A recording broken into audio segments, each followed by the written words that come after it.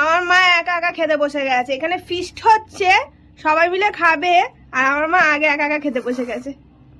কেউ একা একা খেতে বসেছে কেন? কি কি রান্না হয়েছে আজকে?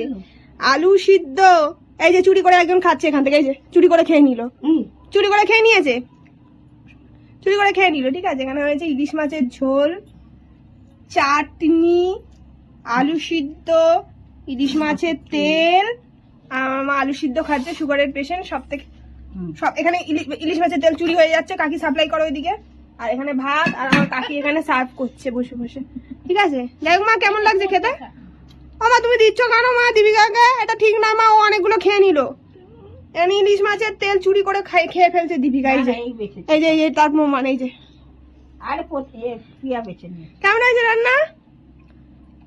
ও লক্ষ্মী দি, আমি এটা খাবো না। আলু, ও আলু ভাতে তো নিজেই এই যে আমাদের ইলিশ মাছের ঝোল, কাঁচকলা দিয়ে ইলিশ মাছের ঝোল। কার কার ভালো লাগে খেতে তাড়াতাড়ি চলে আসো। কেউ নজর দেবে না কিন্তু, বলে দিলাম, ঠিক আছে? কেউ কিন্তু নজর দেবে না। এই যে আমাদের এতজন লোক আছে, তাই আলু ভাতে ভাগ করে নেওয়া হয়েছে।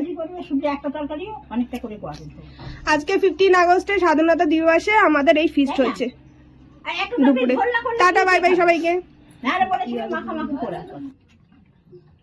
তাও জায়গা নেই এখন, যখন ডেকেছি তখন আসুনি, যখন এখন ওখানে বসো। জায়গা নেই কেন? ওই ও মদন দা, রান্না কেমন হলো? কেমন হয়েছে রান্না? ও ভোলা কাকা, রান্না কেমন হলো? ইলিশ মাছ পাকা, যা যা। পিয়ার মা মাছ খাইনি।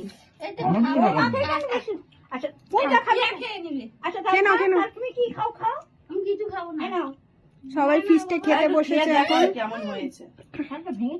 ভালো হয়েছে না খারাপ হয়েছে একটু খেয়ে দেখো। ভালো হয়েছে। আপনি কিছু বলবেন ম্যাডাম?